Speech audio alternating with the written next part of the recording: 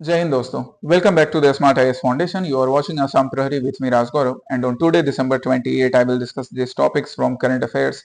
Last week Assam specific जो भी important current affairs थे असम की लीडिंग न्यूज़पेपर्स में एग्जामिनेशन पर्सपेक्टिव से जो इंपॉर्टेंट है हम आज उनको डिटेल में डिस्कस करेंगे। इन सारे टॉपिक से रिलेटेड आपके लिए मेंस का प्रैक्टिस क्वेश्चन होगा और साथ ही prelims practice question. And yes, last week Assam Prahari में जो मैंने प्रीलिम्स प्रैक्टिस क्वेश्चन दिए थे उसके भी आंसर में कमेंट सेक्शन में या इस डॉक्यूमेंट के साथ ही अटैच कर दूंगा सो देट आप अपने आंसर्स मैच कर पाए। पहला टॉपिक जो आज हम डिस्कस करेंगे, जो हमारा एजेंडा होगा, वो होगा human wild life conflict and railway collision with railway collisions and elephant conservation. किस तरह से रेलवेज एंड एलिफेंट्स, जो अभी रिसेंटली हमने एक देखा कि कामरूप में ही कामरूप सिटी के पास एलिफेंट्स रेलवे ट्रेन के साथ उनका कॉलिजन होता है एंड फ्यू एलिफेंट्स डाइड। तो यहाँ एक चीज देखने को मिलती है कि एक तरफ इंफ्रास्ट्रक्चर डेवलपमेंट तो हो रहा है बट हम अपने इकोलॉजिकल सेटअप को प्रोटेक्ट नहीं कर पाते हैं। आज हम देखेंगे ऐसा किस चैलेंजेस की वजह से होता है, असम में स्पेसिफिक हम क्या क्या मेजर्स ले सकते हैं, ये सारी चीजें। इनसे रिलेटेड क्वेश्चंस आप जीएस पेपर 3 एंड 5 में प्राइमरली एक्सपेक्ट कर सकते हो, पर बाकी जीएस पेपर में भी अगर ऐसे क्वेश्चंस आए तो आप आंसर करने के लिए रेडी रहें। दूसरा टॉपिक होगा astronomical certainty versus climatic reality in Assam. Different astronomical situations वो हमेशा ना सर्टेन वे में चलते हैं। सूरज का उगना, उसका अस्त होना, एक्चुअली में उगना और अस्त होना होता नहीं है, पर जिस तरह से हम उसे ऑब्जर्व करते हैं वो नहीं चेंज होता है। बट क्लाइमेट चेंज, पॉल्यूशन, इन सब के वजह से जो एडवर्स इंपैक्ट ना सिर्फ आसाम में बल्कि पूरे इंडिया, पूरे वर्ल्ड पर पड़ते हैं, आज हम इसे डिस्कस करेंगे। थर्ड टॉपिक होगा the tripartite meeting on Karbi Anglong eviction crisis. अभी रिसेंटली हमने ये क्राइसिस देखा, किस तरह से वहां पे लॉ एंड ऑर्डर का इशू अराइज हो रहा था। हम सब की चाहे हम आसाम के पर्सपेक्टिव में बात करें या इंडिया के दूसरे स्टेट के पर्सपेक्टिव में बात करें, तो सरकार की साथ ही साथ जो लोग हैं, जो इंडिजीनियस सेटलर्स हैं या जो लोग बाहर से आकर वहां बस रहे हैं, और साथ ही साथ यूनियन गवर्नमेंट, सबका यही पहल, सबका यही प्रयास होना चाहिए कि ऐसे लॉ एंड ऑर्डर के इशू अराइज ना हो। पास्ट में ऐसे जो कुछ भी इशू अराइज हो चुके हैं उनसे सीख लेकर हम फ्यूचर पीसफुल बनाए ताकि भारत डेवलपमेंट के रास्ते पर चले, आपस में लड़ते ना रहें। तो इस टॉपिक को हम डिस्कस करेंगे एग्जामिनेशन पर्सपेक्टिव से। फोर्थ टॉपिक होगा परीक्षा पे चर्चा 2025 with its special edition on Brahmaputra river. किस तरह से प्रधानमंत्री ने ब्रह्मपुत्र रिवर में रिवर क्रूज में परीक्षा पे चर्चा की, इसके क्या पर्सपेक्टिव है वो, और फिर आपके लिए prelims practice questions and mains practice questions होंगे। आज के रीड एंड रिफ्लेक्ट सेक्शन की बात करें तो आज मैंने तुम्हें दो टॉपिक तुम्हारे लिए अटैच किए हैं। एक आसाम ट्रिब्यून दिसंबर 28 आज के ही न्यूज़पेपर से, Aravalli and the matter of national survival. DCA live के सेशन में भी मैंने अरावली रेंज, अरावली हिल्स, उनके कंजर्वेशन को डीसीए लाइव में डिस्कस किया था। राइट, आप वहां पर भी इसे देख सकते हैं। और आज भी न्यूज़पेपर में एक बड़ा अच्छा आर्टिकल यहाँ छपा है, तो आप इसे पढ़िए। सेकेंड टॉपिक मैंने इंडियन एक्सप्रेस से लिया है रीड एंड रिफ्लेक्ट के लिए, और ये बड़ा अच्छा टॉपिक है। ये ना आपके एसे में, आपके एथिक्स के आंसर्स में आपको बड़ा हेल्प करेगा। क्या लिखा गया है, a public debate on does God exist takes us away from the real issues of religion and religiosity.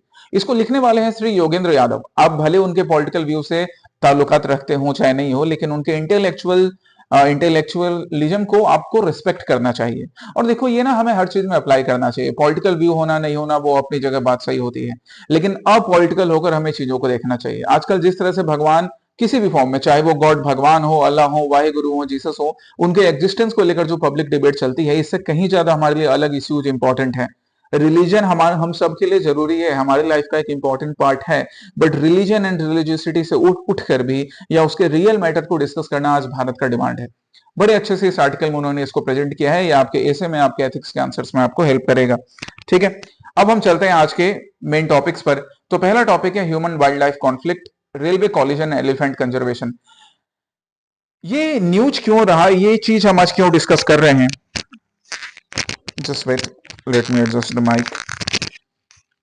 हाँ, दिसंबर 20 को ही जब एक तरफ प्रधानमंत्री मोदी गुवाहाटी एयरपोर्ट के न्यू टर्मिनल का इनॉग्रेशन कर रहे थे, जिसके बारे में कहा गया कि it is inspired from the local biodiversity and nature, वहीं दूसरी तरफ दिल्ली सैरांग राजधानी एक्सप्रेस के चपेट में आने से या उससे टक्कर की वजह से 7 से 8 एलिफेंट्स की डेथ हो जाती है। आप एक यहाँ पे ग्राफिकल रिप्रेजेंटेशन देख सकते हैं। यूजुअली एलिफेंट्स इस तरह से ही पास करते हैं और तेज आती हुई ट्रेन की चपेट में आते हैं, उनकी डेथ हो जाती है।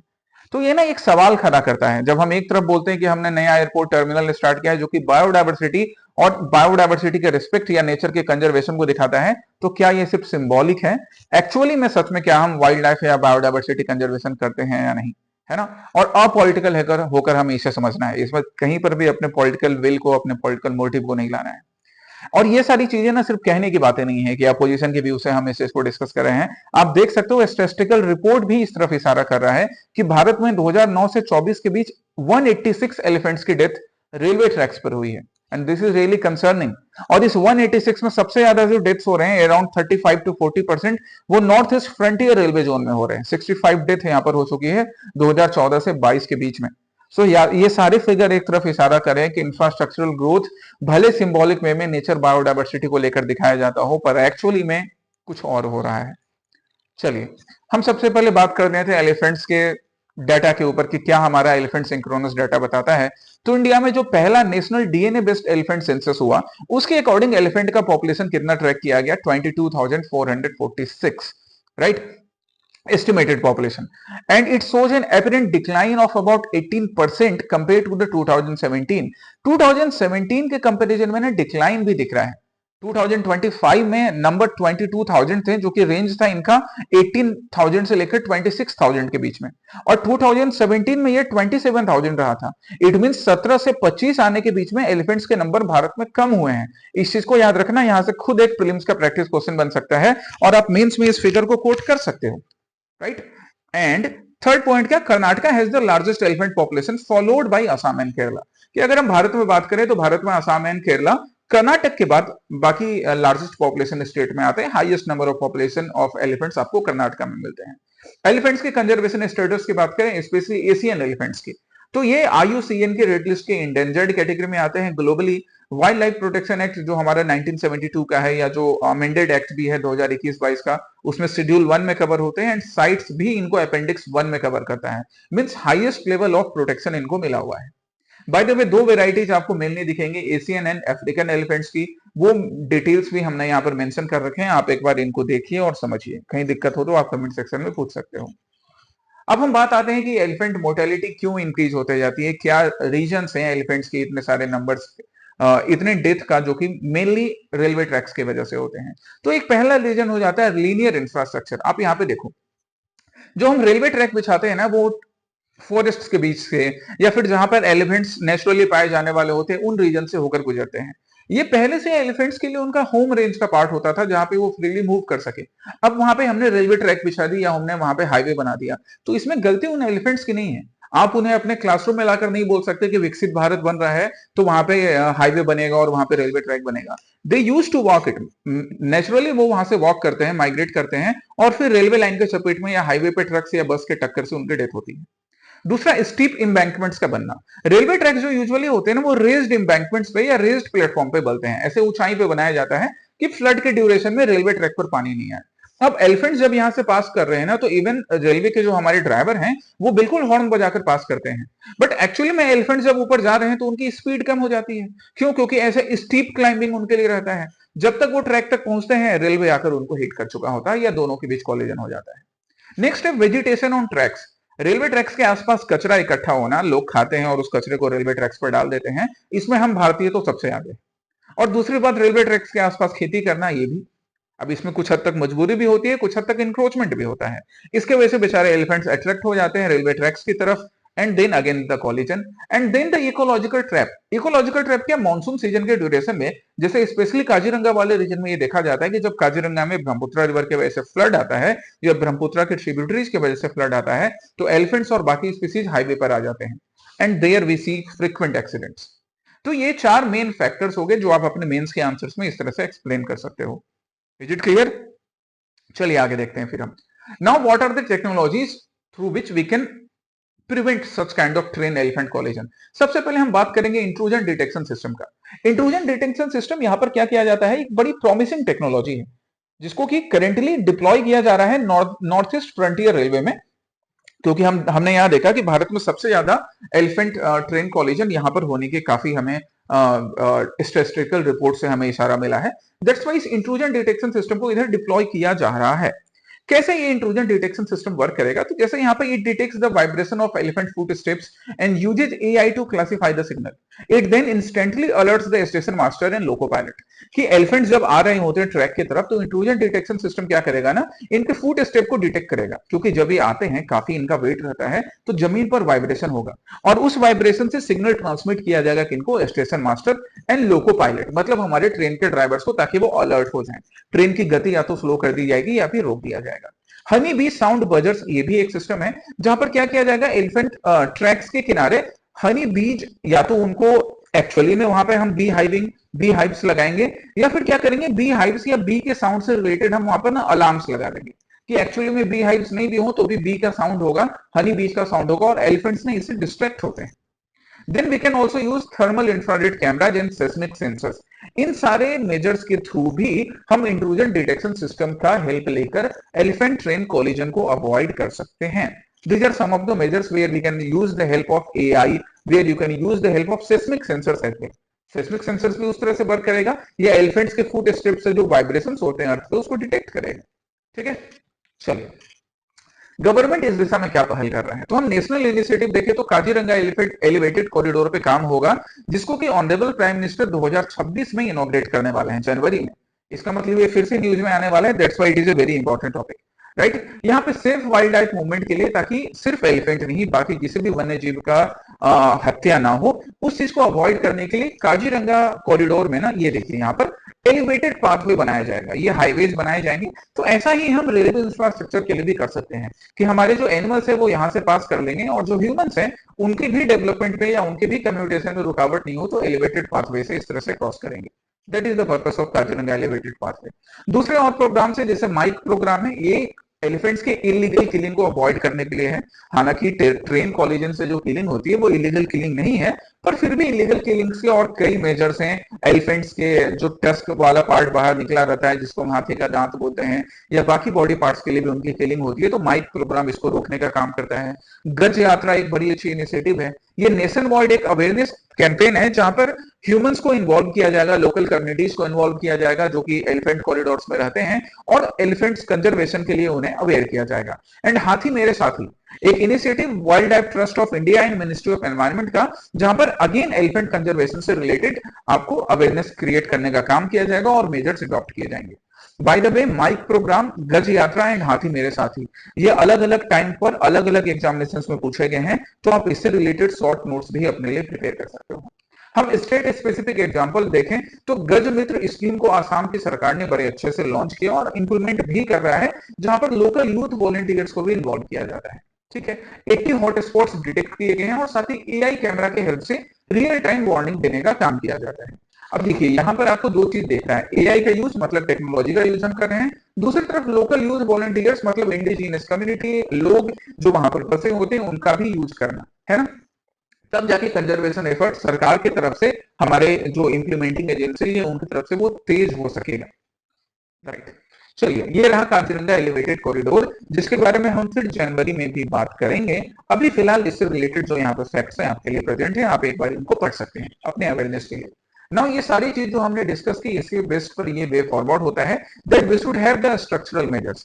स्ट्रक्चरल मेजर्स क्या, अंडरपास एंड ओवरपास बनाना। जैसे ये जो काजीरंगा एलिवेटेड कॉरिडोर है, ये अंडरपास नहीं ओवरपास है, हम कुछ रीजन्स में अंडरपास भी बना सकते हैं। हनी बी साउंड डेटरेंट्स का यूज करना, या actual honey bee hive farming भी वहां पे करवा सकते हैं, राइट। देन अकाउंटेबिलिटी मेजर्स, अगर हम माइक प्रोग्राम की बात करें, या गज यात्रा की बात करें, या हाथी मेरे साथी ऐप की बात करें, ये देखो हाथी मेरे साथी ऐप, हाथी ऐप ये भी यहाँ पर मेंशन है। अगर हम इन प्रोग्राम्स की बात करें तो इनका प्रॉपर इंप्लीमेंटेशन, साथ ही साथ अगर कोई इन सारे मेजर्स को फॉलो नहीं कर रहा है, वायलेशंस के केस में उन पर स्ट्रिक्ट एक्शंस लेना, अप टू 1 लाख तक की पेनाल्टी का जो प्रोविजन है उसको इंप्लीमेंट करना, तो ये सारे मेजर्स है ना, हम ज्यादा अकाउंटेबल बन सकते हैं इकोलॉजिकल कंजर्वेशन को लेकर। We can also follow the global best practices which has been implemented in India and Nepal regions। जो तेराई रीजन है, बिहार उत्तर प्रदेश के साथ लगने वाला जो इंडिया नेपाल का रीजन है, वहां पे successfully 1.65 lakh acres of habitat को ना रीस्टोर किया गया है। तो अगर आप इतने बड़े एरिया को रीस्टोर करोगे, यहाँ पे अगर आप ट्रीज प्लांट करोगे, फॉरेस्ट कंजर्वेशन का काम करोगे, तो एलिफेंट्स के लिए एक नेचुरल शेल्टर वहां पर बन सकता है, एलिफेंट्स जैसे बाकी रीजन के लिए। We can also take inspiration from the European green belt initiative, जहां पर भी रेलवे को ना ब्रॉडर हैबिटेट रिस्टोरेशन प्रोग्राम्स में इंक्लूड किया गया। मतलब रेलवे ट्रैक्स तो बिछाए जा रहे हैं, बट एलिवेटेड कॉरिडोर्स बनाया जा रहा है, या फिर उनके आसपास हम सिस्मिक जो टूल्स हैं उनका यूज कर रहे हैं जिससे कॉलिजन अवॉइड किया जा सके, इंट्रूजन डिटेक्शन सिस्टम का यूज कर रहे हैं जिससे कॉलिजन अवॉइड किया जा सके। तो ये हो गए आपके ग्लोबल बेस्ट प्रैक्टिसेस। 250 वर्ड से रिलेटेड जब भी आप आंसर्स लिखोगे ना, तो वहां पे वे फॉरवर्ड में ये पॉइंट्स लिखने जरूरी हो जाते हैं। ठीक है, याद रखिएगा। So now the mains based practice question, ये रहा आपका मेंस का पहला प्रैक्टिस क्वेश्चन 250 वर्ड्स के लिए। आप डिटेल में इसको 3 to 4 में आंसर्स लिखकर अपने टीचर्स के इवेल्युएट करवाओगे। ओके, दूसरा प्रैक्टिस क्वेश्चन, अच्छा दूसरा नहीं, पहला प्रीलिम्स का प्रैक्टिस क्वेश्चन, ये तो मेंस बेस्ड प्रैक्टिस क्वेश्चन था पहला, और ये रहा प्रीलिम्स बेस्ड प्रैक्टिस क्वेश्चन, जिसका आंसर तुम कमेंट सेक्शन में करोगे, और इसका आंसर मैं अगले सेशन में, आसाम प्रायोरिटी के सेशन में अटैच कर दूंगा, आप वहां से मैच कर लेना। हम सेकंड टॉपिक पर आते हैं, astronomical certainty versus climatic reality in Assam.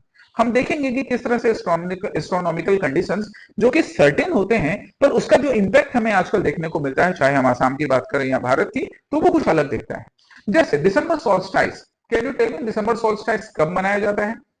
बताइए। वैसे आगे मैंने यहाँ मेंशन कर रखा है, पर मैं तुमसे पूछ रहा हूँ। तो दिसंबर सोल्स्टाइस ये तो अपने तयशुदा टाइम पर ही होगा, but even after that we have observed warmer nights, रात को गर्मी लगना, या मैंने क्लासरूम में भी डिस्कस किया था ना कि क्लासरूम में हम कभी बैठकर पढ़ाई करते हैं या ऑफिस में काम करते हैं तो हमें गर्मी लगती है, हमें मजबूरन वहां पे कभी कभी एसी चलाना पड़ जाता है या फैन चलाना पड़ता है। And that's why we have observed 9% drop in national tea production. National tea production में 9% तक का ड्रॉप आया है। दैट्स रियली कंसर्निंग, जो कि होना नहीं चाहिए था। दिसंबर में ठंड जरूरी होती है गाइस, ठीक है। वहीं दूसरी तरफ हम देख रहे हैं कि इंडिया का जो नॉर्दर्न पार्ट है वो कोल्ड वेव से गुजर रहा है, वहां पे कोल्ड वेव की वजह से स्कूलों में छुट्टी करनी पड़ गई। सो ये नेचर का जो इम्बैलेंस है ना, ये रियली ह्यूमंस को हार्म कर रहा है। खैर, हम दिसंबर सोल्स्टाइस की बात करें तो दिसंबर 21-22 के टाइम में होता है, जब सन्स रेज वर्टिकली पड़ती है, कहां पर? ट्रॉपिक ऑफ कैप्रिकॉर्न में। अब भारत से ट्रॉपिक ऑफ कैप्रिकॉर्न पास करता है क्या? नहीं, भारत से पास करता है tropic of cancer. By the way, tropic of cancer India के किन किन स्टेट से पास करता है? तुम मुझे ऑर्डर में बताओगे, वेस्ट से ईस्ट की तरफ ऑर्डर में। मतलब वेस्ट में सबसे पहले कौन से स्टेट से ट्रॉपिक ऑफ कैंसर गुजरेगा और ईस्ट में लास्ट कौन से स्टेट तक। तो ये ऑर्डर में तुम्हें कमेंट सेक्शन में नाम बताना है, west to east. Civil services में ऐसे ही क्वेश्चंस पूछे जाते हैं, तो आंसर भी वैसे करोगे, ठीक है। सिविल सर्विसेज के अकॉर्डिंग अपने एक्यूमेंट डेवलप कीजिए आप लोग, राइट। नॉर्दर्न हेमिस्फीयर पे दिसंबर सोल्स्टाइस का देखो इंपैक्ट क्या पड़ता है। सिंस दिसंबर सोल्स्टाइस जो है सदर्न हेमिस्फीयर में डायरेक्ट सनलाइट पड़ेगा, तो वहां पे समर सीजन की बिगनिंग होती है। पर हमारे यहाँ, हमारे भारत में, जो कि हम नॉर्दर्न हेमिस्फीयर में, shortest day and longest night observe किया जाता है। एंड देयर भी observe astronomical beginning of winter season. ठंड की शुरुआत अगर एस्ट्रोनॉमिकल वे में माने तो हम इस टाइम में यहाँ पर ऑब्जर्व करते हैं। उसका उल्टा सदर्न हेमिस्फीयर में होगा, जब वहां गर्मी आपको ऑब्जर्व की जाएगी, समर ऑब्जर्व किया जाएगा। चलिए, बट हम बात करते हैं सोल्स्टाइस के वजह से क्लाइमेट चेंज का होना। ये जो मैकेनिज्म है ना, और स्पेशली जो अर्थ का टिल्ट है 23.5 डिग्रीज पर, इससे ना प्रेडिक्टेबल जो सीजनल एनालिसिस होता था या वेदर का जो एनालिसिस होता था, जिसे आसाम में भी प्रैक्टिस किया जाता था, आसाम के अलावा बाकी भारत के क्षेत्रों में भी, कि भाई अच्छा समर सोल्स्टाइस का टाइम आने वाला है, सन इस तरफ अभी हमारे उल्टा सदर्न हेमिस्फीयर में टिल्ट हो, सन अर्थ जो है वो टिल्ट होगा सन की तरफ, तो सन की डायरेक्ट लाइट्स सदर्न हेमिस्फीयर में पड़ेगी। तो पहले के जो लोग होते थे ना, वो सन के अर्थ और सन के बीच पोजीशन को या फिर अर्थ के टिल्ट को समझकर ही ये बता देते कि अच्छा देखो ठंड ऐसे पड़ने वाली है और इसका इंपैक्ट ऐसा होगा। तो ये था हमारा ट्रेडिशनल प्रैक्टिस, जो कि साइंस के अकॉर्डिंग होता था। इसलिए इंडिया का जो ट्रेडिशन है ना, वो साइंस के लिए इंक्लाइंड है, या साइंस के तरफ इंक्लाइंड है। But now we have observed the disruption, and even the IPCC, the Intergovernmental Panel on Climate Change, has expressed the concern that the climate seasons are drifting. हम irregular monsoons देख चुके हैं, हम irregular summer and winter season भी देखते हैं, ये सारी चीजें ऑब्जर्व की जाती हैं। असम के विंटर प्रोफाइल की बात करें तो the plains typically drops to 8 to 10 degree centigrade. जो टेम्परेचर है प्लेन रीजन में, वो 8 से 10 डिग्री सेंटीग्रेड तक कम हो जाता है। But still we have warmer nights, sudden fluctuations. इस सडन फ्लक्चुएशंस की वजह से आए दिन सर्दी जुकाम की बीमारी, फीवर का प्रॉब्लम, ये आप अपने आसपास अपने में ऑब्जर्व कर सकते हो। एंड परसिस्टेंट फॉग, दिल्ली वाले स्मॉग से जूझ रहे हैं, हम लोग यहाँ फॉग से जूझ रहे हैं, ठीक है। Now what is the impact on hydrology, weather and economy in Assam. Hydrology and weather की बात करें तो दिसंबर फरवरी रेनफॉल, जो एवरेज रेनफॉल है वो 75 mm, स्लाइटली अबव होता है लॉन्ग टर्म ट्रेंड से। And this alter the soil moisture and ground water recharge. ये सॉइल के मॉइस्चर को ऑल्टर कर देता है, जिससे कि जो रबी क्रॉप्स है ना, रबी क्रॉप्स जो विंटर सीजन में अभी खेतों में लगे हैं और फिर हम मार्च के टाइम में, अप्रैल के टाइम में उनको कट करके यूज करेंगे, उनके प्रोडक्शन पर असर करता है। डेंस विंटर फॉग की वजह से आलू पोटैटो की जो फसल होती है या फिर व्हीट की फसल होती है, काफी हद तक अफेक्ट होती है, राइट। इवन रेस्पिरेटरी इशू भी अराइज होता है, that's a very major concern, specially in urban regions. Delhi में आज लोगों को सांस लेने में क्या तकलीफ हो रही है, ये तुम गुवाहाटी में बैठकर या इंडिया के किसी भी पार्ट में बैठकर महसूस कर सकते हो। इकोनॉमी की बात करें तो आसाम का टी इंडस्ट्री, ना सिर्फ आसाम बल्कि पूरी इंडिया की टी इंडस्ट्री इससे अफेक्ट हो रही है, क्योंकि अब जो विंटर हो रहे हैं ना, वो वार्मर विंटर हो रहे हैं। यहाँ आसाम में दार्जिलिंग रीजन में विंटर वार्म हो रहे हैं, जिससे कि टी का प्रोडक्शन कम होता जा रहा है। 9% का ड्रॉप तो नेशनल लेवल पे डिटेक्ट किया जा चुका है, क्योंकि जब विंटर वार्म होगा ना, तो पेस्ट अटैक बढ़ने के चांसेस ज्यादा हो जाते हैं। टी बूसेस, जो खरपतवार है, जो अनवांटेड क्रॉप्स हैं टी फील्ड्स में, उनके ग्रो होने के चांसेस ज्यादा हो जाते हैं। सो इकोनॉमी को भी अफेक्ट कर रहा है। And overall 50% add variability in rice and wheat, specially in tea and wheat. जो भी रबी क्रॉप्स हैं, चाहे वो टी, अभी जो टी रबी सीजन में यहाँ लगा हुआ है, या व्हीट है, या पोटैटो है, या जो भी रबी क्रॉप्स होंगे, उन सब का प्रोडक्शन अफेक्ट होगा। And so the people of Assam, specially those people who are related to the agriculture, जो एग्रीकल्चर पे डिपेंडेंट है, और आसाम का एक लार्ज सेक्शन, एक लार्ज ग्रुप ऑफ पीपल इस पे डिपेंडेंट है, भारत के बाकी शहरों में भी, बाकी क्षेत्रों में भी, उनके लिए इकोनॉमिक रिस्क भी अराइज होता है, right. Now what is the way forward? Way forward क्या है? वे फॉरवर्ड है, सबसे पहले तो क्लाइमेट के साथ जो छेड़छाड़ है उसको कम किया जाए। And for this we can implement the state action plan on climate change. Assam का जो स्टेट एक्शन प्लान है क्लाइमेट चेंज को लेकर, इसको बिना देर किए सही तरीके से इंप्लीमेंट करना। क्लाइमेट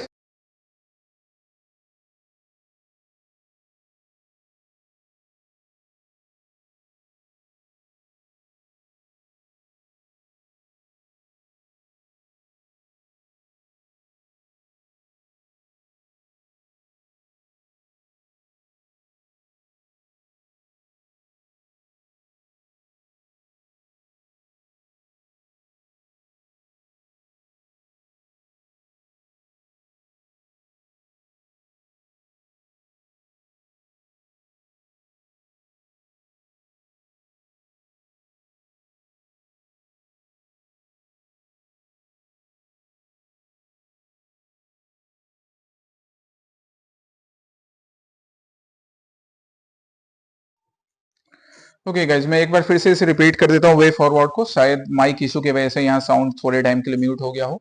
तो हम इस प्रॉब्लम को कैसे एड्रेस कर सकते हैं? We can implement the state action plan on climate change.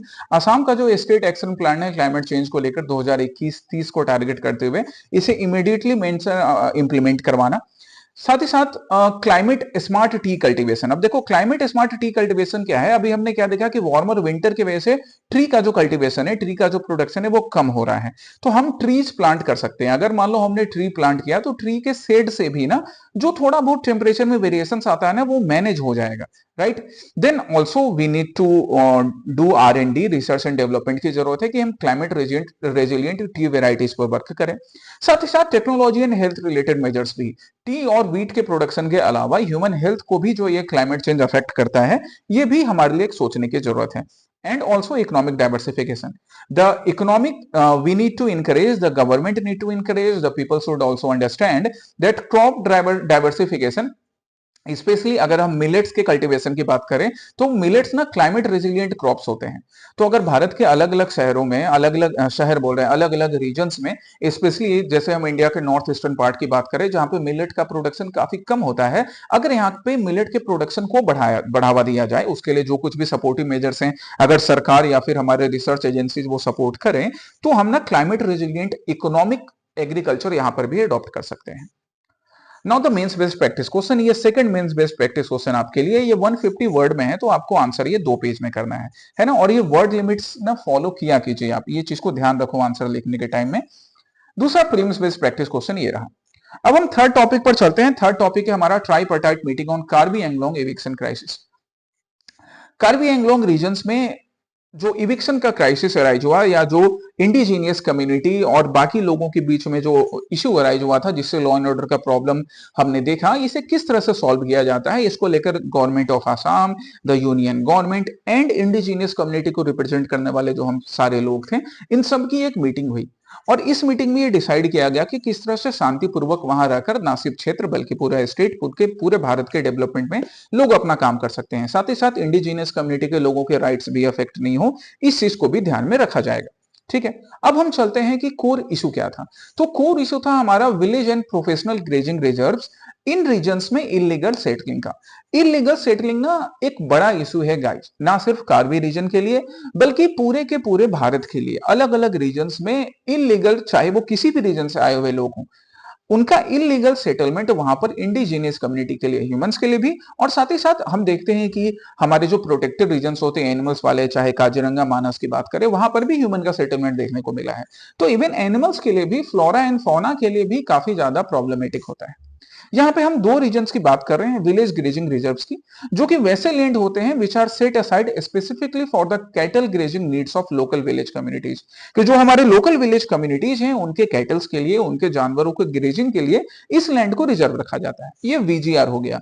और दूसरा है professional grazing reserves, those land which are reserve for professional grazers, cattle rearers, जो स्पेशली जानवरों को पालने का काम करते हैं, एग्रीकल्चर एलाइड एक्टिविटी में इन्वॉल्व रहते हैं, उनके लिए प्रोफेशनल ग्रेजिंग रिजर्व्स बनाए जाते हैं। अब इन दोनों रीजन्स में इलीगल सेटलिंग की वजह से ये इशू अराइज हुआ, ये कॉन्फ्लिक्ट अराइज हुआ। ठीक है, एक डेमोग्राफिक एंजाइटी भी ऑब्जर्व की गई that the indigenous Karbi communities fear becoming minorities in their own land, जो कि बिल्कुल नहीं होना चाहिए। As Karbi Anglong is a sixth scheduled area, rising non-tribal settlement on government land, especially this government land, is seen as a threat to constitutional tribal protection and political control. यहाँ पे ये चीज इंश्योर करने की जरूरत थी कि specially government land में भी या जो प्राइवेट लैंड में भी है, अगर वहां पे बाकी कम्युनिटीज भी सेटल कर रही है, जिसको लेकर कार्बी कम्युनिटी ने भी ऑब्जेक्ट नहीं किया कि बाकी लोग आकर यहाँ पर सेटल नहीं हो, बस डिमांड ये थी कि इलीगल सेटलमेंट ना हो। साथ ही साथ इंडिजियस कम्युनिटी के जो राइट्स हैं वो भी हार्म नहीं हो, और फ्लोरा एंड फौना के लिए भी, या फिर जो कैटल हमारे जो ग्रेजर्स हैं, कैटल रेयरर्स हैं, उनके भी जो राइट्स हैं वो भी एड्रेस हो जाए। क्योंकि ये सारी चीज ना सिर्फ लोगों के लिए डेमोग्राफिक टेंशन अराइज करता है, बल्कि साथ ही साथ इकोनॉमिक प्रेशर भी अराइज करेगा।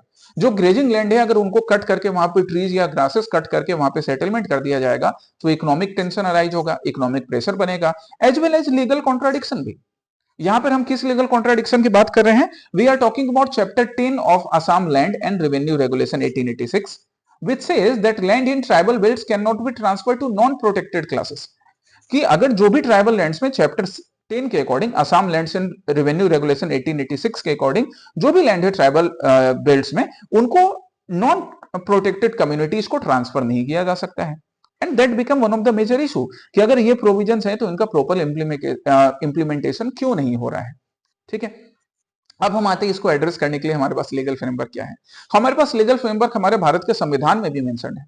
तो इस मैटर को बिना पॉलिटिकल बनाए हमें भारत के संविधान की तरफ भी देखने की जरूरत है कि हमारे भारत के संविधान का आर्टिकल 244(2) क्या कहता है। सिक्स्थ शेड्यूल के बारे में हम यहाँ पर बात कर रहे हैं, जो कि administration of tribal areas in Assam, Assam के साथ साथ हमारे adjoining states Meghalaya, Tripura and Mizoram में जो हमारी इंडिजीनियस ट्राइबल कम्युनिटी है उनके राइट्स के प्रोटेक्शन की बात करेगा, राइट।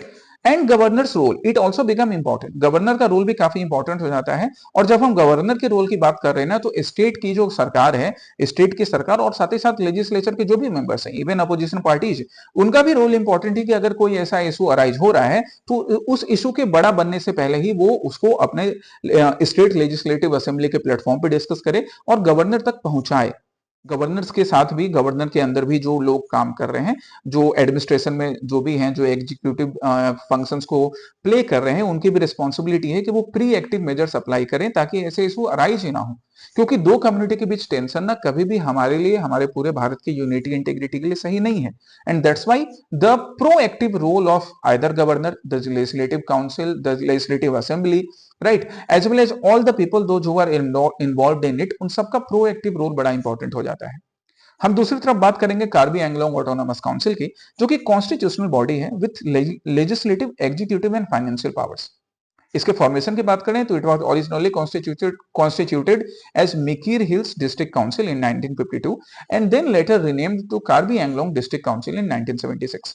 ये जो पॉइंट है, इस पॉइंट को आप अपने एपीएससी प्रीलिम्स के लिए याद रख सकते हो, ठीक है।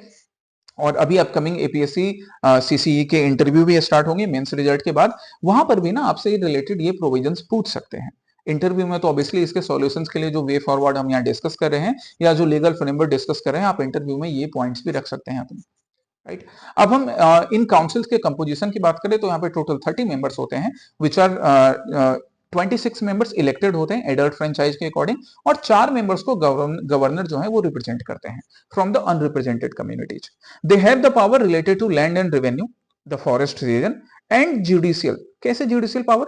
दे कैन कॉन्स्टिट्यूट विलेज काउंसिल्स और courts to try suits between tribals. मतलब यहाँ पे ये judicial functions different tribal groups के बीच में या ट्राइबल्स के बीच में जो सूट्स होते हैं, राइट, नॉर्मल नेचर्स के, उनको एड्रेस करने के लिए विलेज काउंसिल्स या कोर्ट्स का फॉर्मेशन हो सकता है। चलो आगे चलते हैं वे फॉरवर्ड का। क्या वे फॉरवर्ड हमारे पास है प्रेजेंट? क्या वे फॉरवर्ड है? लीगल क्लैरिटी, जो लीगल मेजर्स हमने यहाँ पे डिस्कस किए हैं वो लीगल मेजर्स का प्रॉपर इंप्लीमेंटेशन करवाना।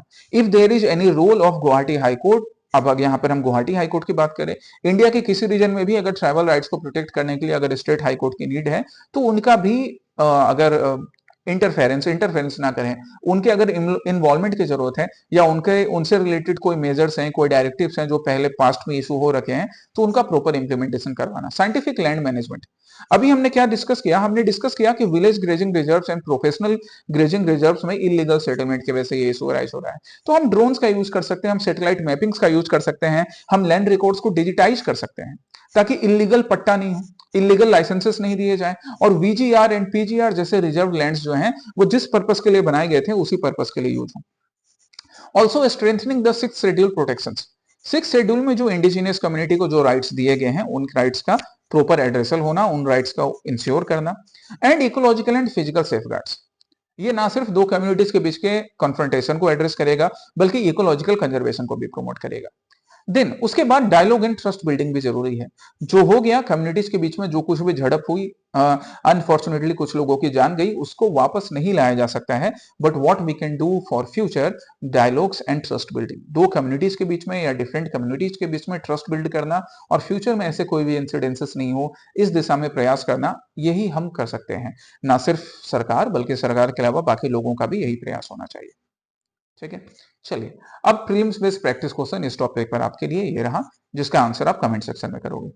फोर्थ टॉपिक पर आते हैं, वो है परीक्षा पे चर्चा, जो कि रिसेंटली प्राइम मिनिस्टर मोदी ने किया जब वो गुवाहाटी असम के विजिट पर थे। कहां से उन्होंने किया? He has done this discussion from MV Saraidev to. Pariksha Pe चर्चा का ये 9th एडिशन था। परीक्षा पे चर्चा वैसे बड़ी अच्छी बात है कि प्रधानमंत्री स्कूल गोइंग स्टूडेंट्स के साथ इंटरेक्ट करते हैं, पर हमारी ये उम्मीद है प्रधानमंत्री के साथ और बाकी हमारे ऑनरेबल मिनिस्टर्स के साथ कि वो परीक्षा पे चर्चा के साथ साथ एम्प्लॉयमेंसी पे भी चर्चा करें, कि हमारे स्कूल गोइंग स्टूडेंट्स के अलावा जो हमारे जैसे सिविल सर्विसेज के एस्पिरेंट हैं या बाकी एग्जामिनेशन के एस्पिरेंट हैं, ग्रेजुएट स्टूडेंट्स हैं, उनके लिए ना एम्प्लॉयमेंट भी एक बड़ा मैटर है। उनकी जिंदगी के भी कई परीक्षाएं हैं जो सिविल सर्विसेज एग्जामिनेशन के फॉर्म में है, और अपनी जिंदगी में भी वो एग्जामिनेशन देते हैं एम्प्लॉयमेंट हासिल करने के लिए। उनके ऊपर भी एक चर्चा की जरूरत है। हो सकता है ये बात अगर प्रधानमंत्री तक पहुंचे तो वो बिल्कुल ऐसा करेंगे। खैर आज हम इस परीक्षा पे चर्चा की बात करते हैं। तो इसकी शुरुआत हुई थी 2018 से, which is inspired from Prime Minister's best selling book exam warriors. Exam warriors नाम की बुक प्रधानमंत्री ने लिखी थी स्पेशली स्कूल गोइंग स्टूडेंट्स के साइकोलॉजिकल मेंटल कंडीशंस को देखते हुए। उन्होंने जब इस चीज को ऑब्जर्व किया कि हमारे स्कूल गोइंग जो स्टूडेंट्स होते हैं वो काफी टेंस्ड फील करते हैं specially during the examination season, तो उन्होंने ना सिर्फ एग्जाम वॉरियर्स नाम की बुक लिखी बल्कि ये परीक्षा पे चर्चा नाम का इवेंट भी स्टार्ट किया, राइट, जहां पे वो स्ट्रेस फ्री एटमॉस्फेयर के बारे में स्टूडेंट से बात करते हैं कि आप किस तरह से स्ट्रेस फ्री एटमॉस्फेयर में पढ़ाई कर सकते हैं। ये ना सिर्फ स्टूडेंट्स के लिए बल्कि स्टूडेंट्स के साथ साथ उनके टीचर्स एंड उनके पेरेंट्स को भी डायरेक्टेड है। Who organized this program? The program is organized by the Ministry of Education। साथ ही साथ जब भी अगर मान लो स्टेट गवर्नमेंट के इन्वॉल्वमेंट की बात आए या किसी दूसरे डिपार्टमेंट के इन्वॉल्वमेंट की बात आए तो वो भी इन्वॉल्व होते हैं टाइम टू टाइम। जैसे अभी हमने देखा कि ये जो 2025 का एडिशन है ये प्रधानमंत्री ने inland water transport department Assam के साथ मिलकर इसको परफॉर्म करवाया। तो यहाँ पे ministry of education, ministry of government of Assam and inland water transport department of Assam, ये सारे इन्वॉल्व थे। सिग्निफिकेंस ये क्या दिखा रहा है कि हमारा जो ब्रह्मपुत्र जहां पर नेशनल वाटरवे 2 यहां से पास करता है, इसका ना दो काम हो गया कि प्रधानमंत्री ने जब परीक्षा पे चर्चा किया तो पूरे भारत के जो स्टूडेंट्स है वो इससे कनेक्ट हुए, उनको नेशनल वाटरवे 2 के बारे में मालूम पड़ गया, और साथ ही साथ जो टूरिज्म है वो उन बच्चों के साथ साथ उनके टीचर्स, उनके पेरेंट्स, उनके बाकी लोगों तक पहुंच चुका है ना। टूरिज्म का भी क्या बोलते हैं हाईलाइट हो गया, टूरिज्म को लेकर भी लोगों के बीच अवेयरनेस क्रिएट हो गया। की हाइलाइट्स क्या थे इस इवेंट के, तो इसमें 25 स्टूडेंट्स ने पार्टिसिपेट किया था जो क्लास 10 टू 11 वाले ग्रुप से थे, ठीक है। डिफरेंट डिफरेंट डिस्ट्रिक्ट से बिलोंग करने वाले, कामरूप मेट्रो, इसके अलावा जो हमारे रिमोट रीजन कहने का मतलब कि कामरूप या डिस्ट्रिक्ट स्टेट कैपिटल से दूर कार्बी एंगलोंग रीजन या दिमा हसाओ रीजन जो कि स्टेट कैपिटल से दूर है, वहां से भी बच्चे यहाँ पर आकर इसमें पार्टिसिपेट करते हैं, ठीक है। हालांकि फिजिकली पार्टिसिपेट करने के अलावा उनके पास वर्चुअली प्रेजेंट रहने का भी ऑप्शन था। ये दोनों चीजें थी। जो परीक्षा पे चर्चा ये इवेंट हुआ, ये 40 मिनट्स तक चला, जिसमें प्रधानमंत्री ने बच्चों के साथ अलग अलग टॉपिक्स पर कि किस तरह से वो स्ट्रेस को मैनेज कर सकते हैं, एग्जामिनेशन में बढ़िया परफॉर्म कर सकते हैं, और एग्जामिनेशन से पहले अपनी पढ़ाई इंपॉर्टेंट है, एग्जामिनेशन में अपना जो मेहनत हुआ उसको परफॉर्म करना इंपॉर्टेंट है, रिजल्ट के बारे में ना सोचकर वो अपनी पढ़ाई पर ज्यादा फोकस करें। प्रधानमंत्री ने ये बातें बच्चों को सिखाई। चलिए, and now the prelims based practice question on it. ये रहा आपका प्रीलिम्स बेस्ड प्रैक्टिस क्वेश्चन। एक और प्रीलिम्स बेस्ड प्रैक्टिस क्वेश्चन है प्रधानमंत्री राष्ट्रीय बाल पुरस्कार को लेकर, और यहां पर मैंने वो न्यूज क्लिपिंग भी अटैच की है। तो आपका काम है दो काम करना। आपको सबसे पहले देखना कि यहाँ पर हम किस बाल के बारे में बात कर रहे हैं, किस बच्चे के बारे में बात कर रहे हैं जिन्होंने वीरता का सबूत दिया, वीरता का प्रमाण दिया, और उन्हें राष्ट्रीय बाल पुरस्कार से या प्रधानमंत्री राष्ट्रीय बाल पुरस्कार से सम्मानित किया गया। तो सबसे पहले ये चीज आप ढूंढोगे। दूसरा, आप ये ढूंढोगे कि ये किस किस कैटेगरीज में दिया जाता है, किन किन को दिया गया 2025 में, ये करने का काम आप करोगे, ठीक है। और फिर ये प्रीलिम्स बेस्ड प्रैक्टिस क्वेश्चन भी। तो आज के सेशन में आपके पास प्रीलिम्स बेस्ड प्रैक्टिस क्वेश्चंस हो गए, 5 प्रीलिम्स बेस्ड प्रैक्टिस क्वेश्चंस हो गए, है ना। ये नंबर 5 था, नंबर 4 नहीं। तो 5 प्रीलिम्स बेस्ड प्रैक्टिस क्वेश्चंस हो गए जिसका आंसर आप कमेंट सेक्शन में करोगे, और उसके बाद मेंस बेस्ड प्रैक्टिस क्वेश्चंस जो 2 महीने दिए थे वो भी आपको लिखकर अपने टीचर से इवेलुएट करवाने हैं, ठीक है। लास्ट वीक के हम सेशन की बात करें तो लास्ट वीक ये प्रीलिम्स के क्वेश्चंस के आंसर्स हैं जो कि आप अपने लास्ट वीक असम प्रहरी के सेशन से मैच कर सकते हो। अब ये दिसंबर का लास्ट असम प्रहरी का सेशन था। अगले वीक जब हम असम प्रहरी में मिलेंगे तो साल बदल चुका होगा, लेकिन आपकी परीक्षा की तैयारी, आपके एपीएससी एग्जामिनेशंस की तैयारी वैसे ही चलती रहनी चाहिए। उसको और बेहतर बनाने के लिए आपके साथ जल्द हम पूरे साल के असम प्रहरी का कंपाइलेशन शेयर करेंगे, ताकि आप अपने पूरे साल जो भी असम से रिलेटेड इंपॉर्टेंट एग्जामिनेशन पर्सपेक्टिव से जो भी न्यूज थे आप उसको रिवाइज कर सकें। Okay, so till then take care, study well, happy new year in advance, and जय हिंद।